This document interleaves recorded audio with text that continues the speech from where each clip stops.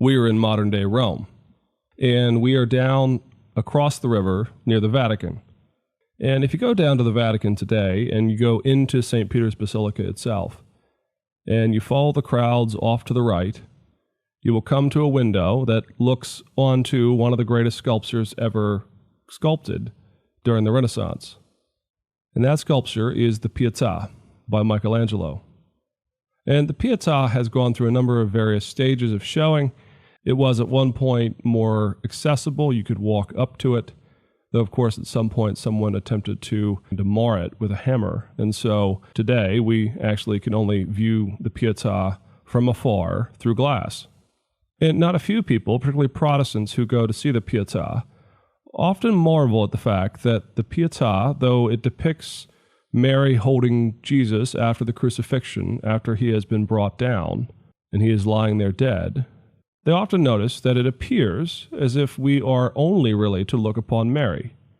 In the modern way that Pietà is shown to us, when we look upon it, we really can't even see Christ. We can tell that there is a dead body laying across her lap. But at least first and foremost, it doesn't appear as if that is the focus of the sculpture. It would seem as if the sculpture is more about Mary and less about Christ.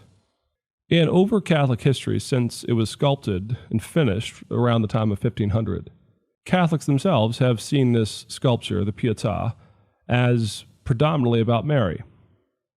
At one point, there was actually added to the scenery several cherubim, several angels, who were holding a crown symbolizing the coronation of Mary as something like Queen of Heaven, or at least as an intercessor on behalf of good Catholics. But the Pietà is one of the most important sculptures in the Renaissance. And if you go back in time to the Renaissance itself, when Michelangelo is sculpting the Pietà, one of the things that we can notice pretty quickly, and scholars have pointed this out again and again, is that the Pietà was not originally designed to be seen the way we are seeing it today. Michelangelo was one of the greatest, if not the greatest, Renaissance sculptors and painters and artists. And when he was contracted to do the Pietà, he was already, before the age of 30, one of the most famous artists of his day, and soon to be one of the greatest artists of human history. And Michelangelo does a number of things with the Pietà that is very interesting from an art history standpoint. First and foremost, the piece of marble that the Pietà is carved out of is really spectacular. It's one of the most flawless pieces of marble that has ever been used to create art. And the shape of the entire sculpture itself uses some of the new techniques of the Renaissance that were designed to allow for a better perspective for those who were viewing it. Just look at Mary, for example. She has Jesus laying across her lap, and from the perspective of the sculpture, it doesn't seem as if anything really is amiss. But if you take Christ off Mary's lap and have her stand, you'll quickly realize the sort of gargantuan proportions of Mary that Michelangelo has sculpted. She would easily tower over Shaquille O'Neal. She would palm any basketball. Her proportions from the waist down are stork-like, almost impossibly long legs. And her shoulders and upper torso are just simply elongated. Now, this was part of the Renaissance revolution in art, the use of imprecise or improper proportions in a piece of art that were designed to allow people to see the portrait or the sculpture properly when viewed from afar.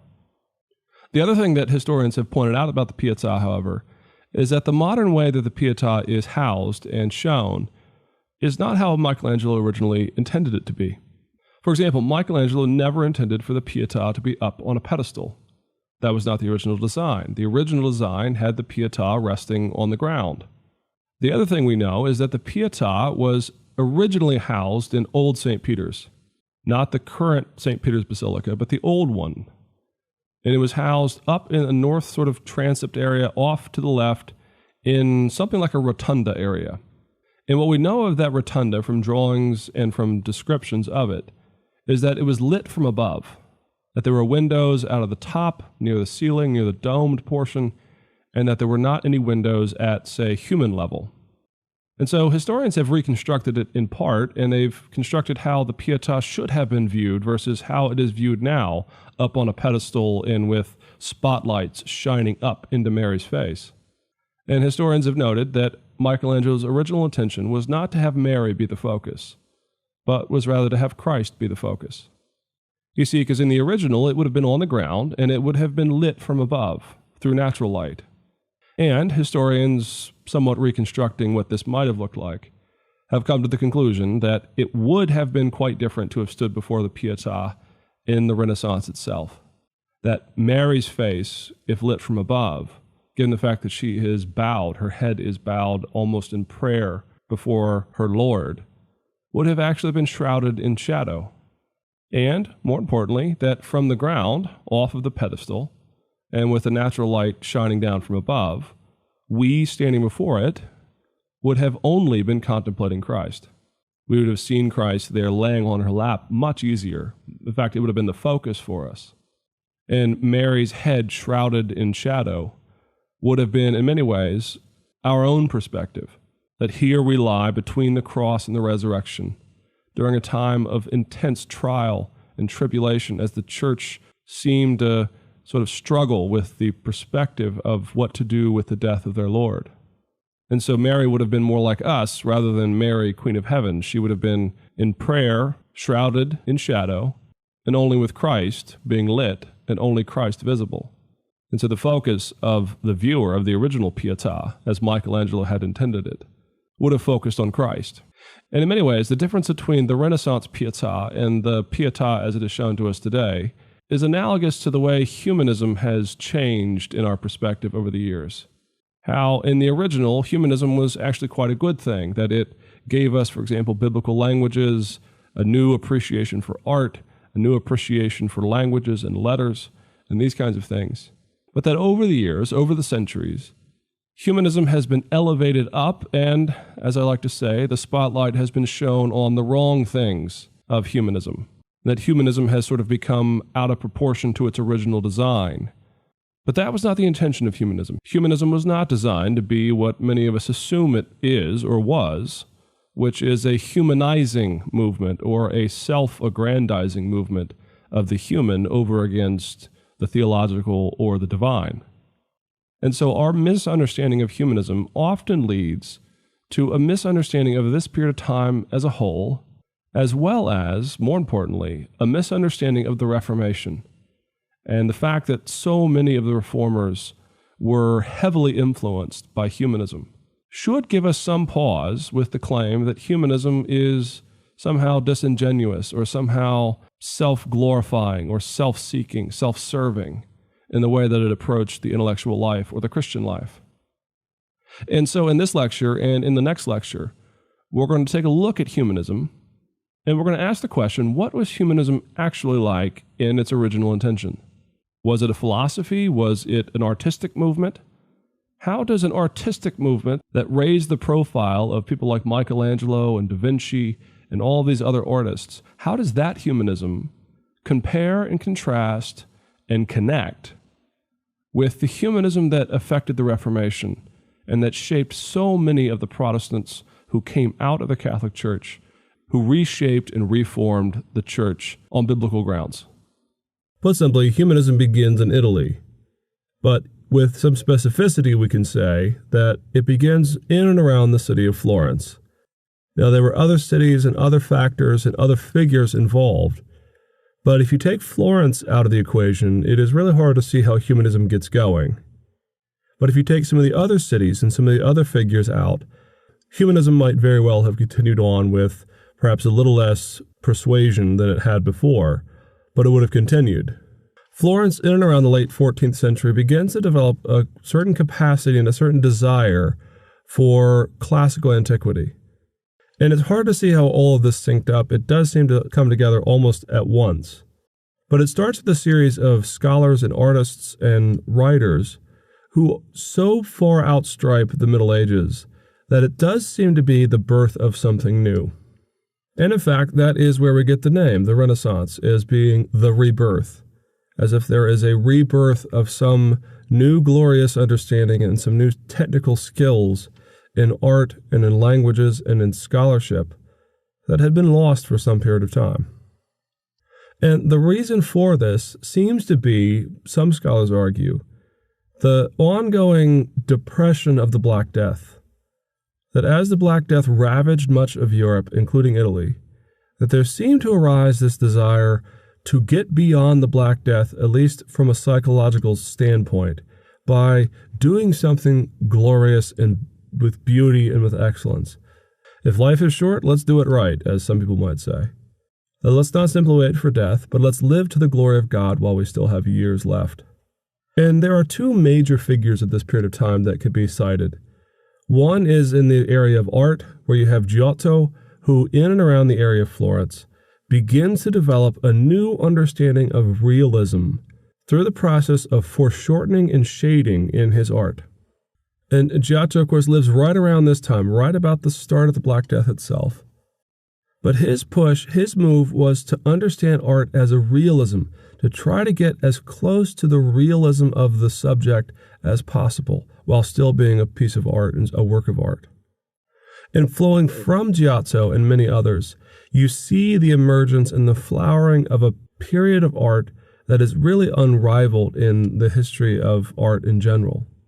Very quickly on the scene, you have Da Vinci, Michelangelo, Donatello, and many other artists that come onto the scene and suddenly explode with this not only technical skill, but this desire to do art on grand scales for the glory of God and for the glory of their period of time. This sort of civic pride of do things for Florence, do things for Italy, do things to kind of combat this pall that has descended upon Europe that says that we are all simply ready to die because of the Black Death.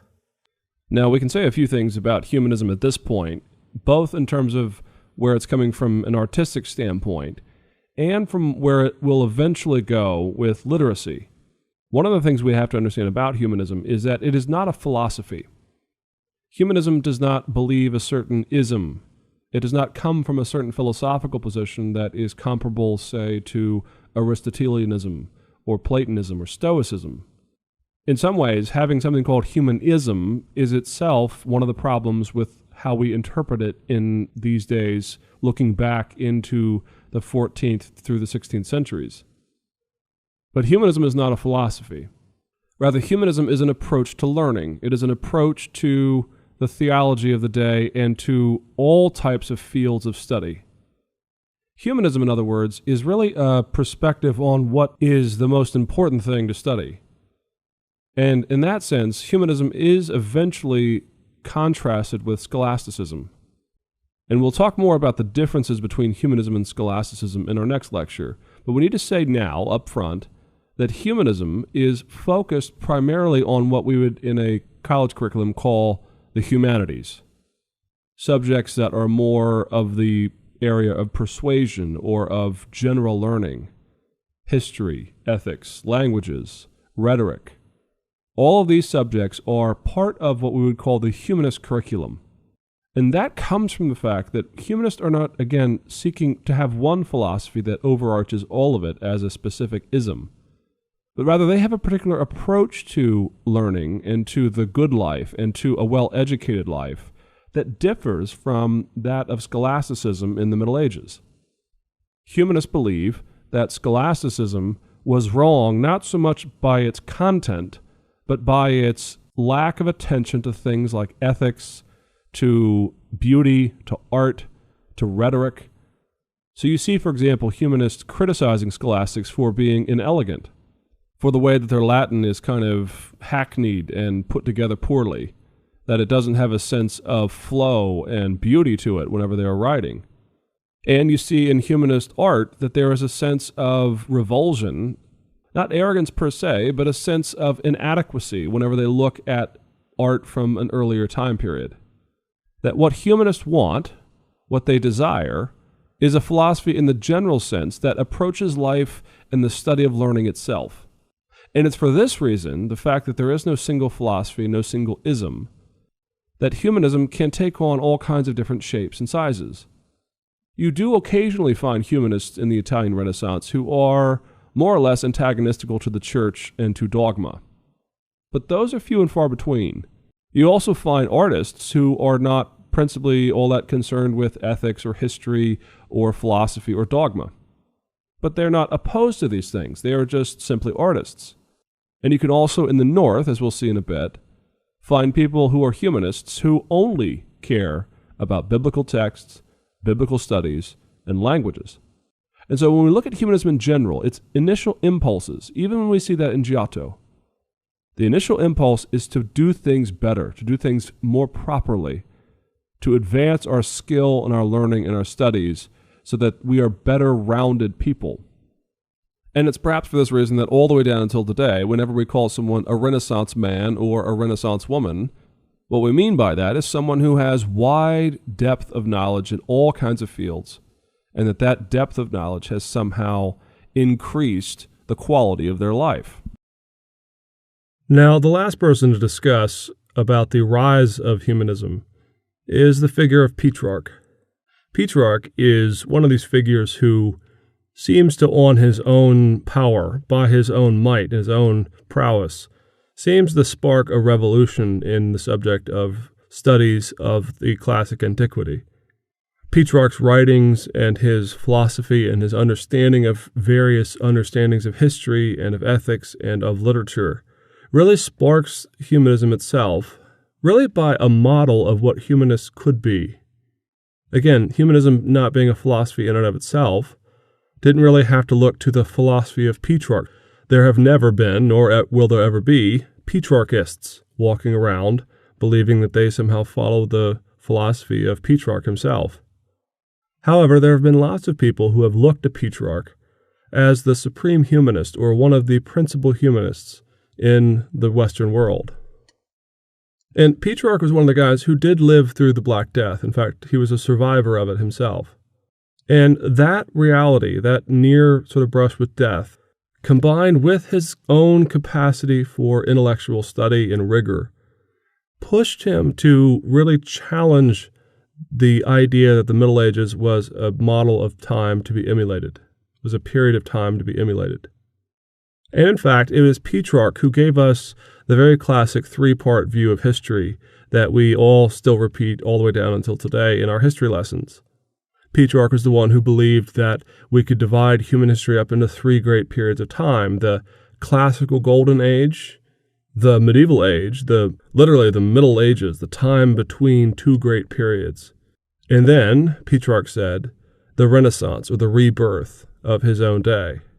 It was also Petrarch who either said aloud or who at least alleged that the Middle Ages was the Dark Ages. And it's from Petrarch that you get this sort of snobbish look to the past, as if the Middle Ages were not good enough for him. But, again, coming from the Black Death and coming from the world as he knew it, the desire was to be better than that. The desire was to elevate one's understanding of both literacy and learning and the arts and these kinds of things. And, more importantly, it is Petrarch who gives the first shot across the bow at scholasticism. Petrarch writes a book called On His Own Ignorance and That of Many Others, a satirical book in which he looks at scholastics, and he argues that not only are they stupid, not only are they foolish, not only are they inelegant in their prose and in their ability to write, but they are impractical. And therefore, lacking practicality, Petrarch argues, there is simply no reason to abide by scholastic teaching. And so what you see in Petrarch is this two-pronged attack, in which on the one hand he alleges that there's something wrong with the very recent past, the Middle Ages, and there's something that needs to be discovered, therefore, in this new rebirth. And secondly, and this is a hallmark of much of humanism, at least in terms of the humanism of the scholarly world, what Petrarch does is he lays the blame at the feet of the theologians of the Middle Ages, the scholastic theologians.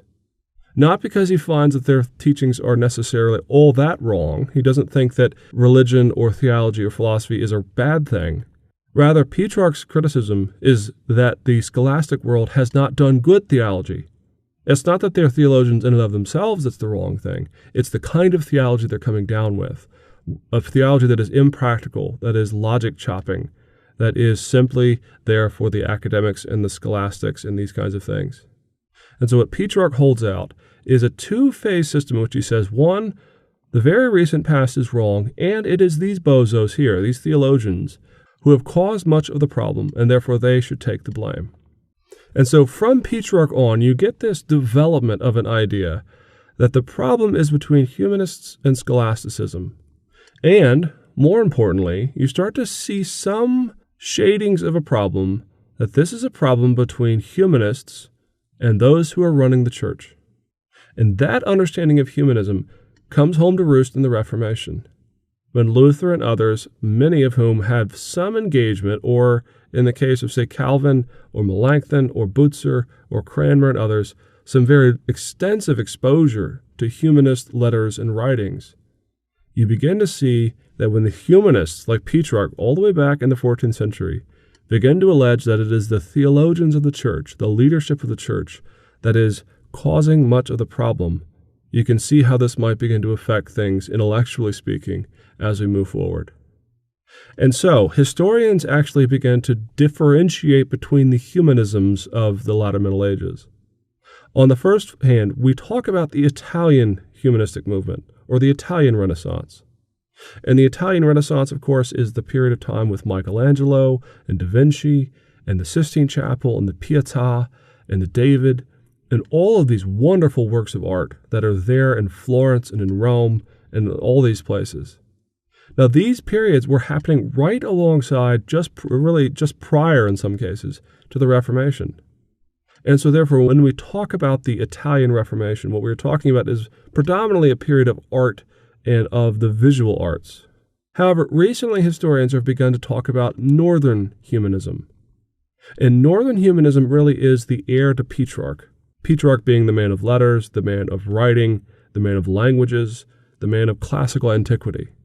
Well, as humanism and as the humanist spirit, we say, moves north of the Alps and moves into places like the Netherlands, into Germany, into France, and into England, what we begin to see is that the same humanist skill, the same humanist desire to reach into the antiquities of the past, not to the Middle Ages, but into the antiquities of the past, that as humanists of the North begin to do this, they predominantly focus on biblical education and the problem of the biblical understanding of theology itself. What are the foundations for doctrines like penance or purgatory? What are the rationales for understanding the Christian life the way the Catholic Church was conceptualizing it? Should we know Greek and Hebrew? These kinds of questions. And so historians differentiate between, again, the Italian humanist world and the Northern humanist world. Not because they're radically different, but because they take on different emphases, different tones, different focal points. However, as we'll see, the northern part of the humanist world, of the humanism that is up in the north, that is in the areas that will be heavily hit by the Reformation, are heirs to the same humanist spirit as those of Michelangelo and Da Vinci and those down in the Italian peninsula. And it is that look at the northern humanist spirit and the biblical studies of the northern part of Europe that we'll look at in our next lecture.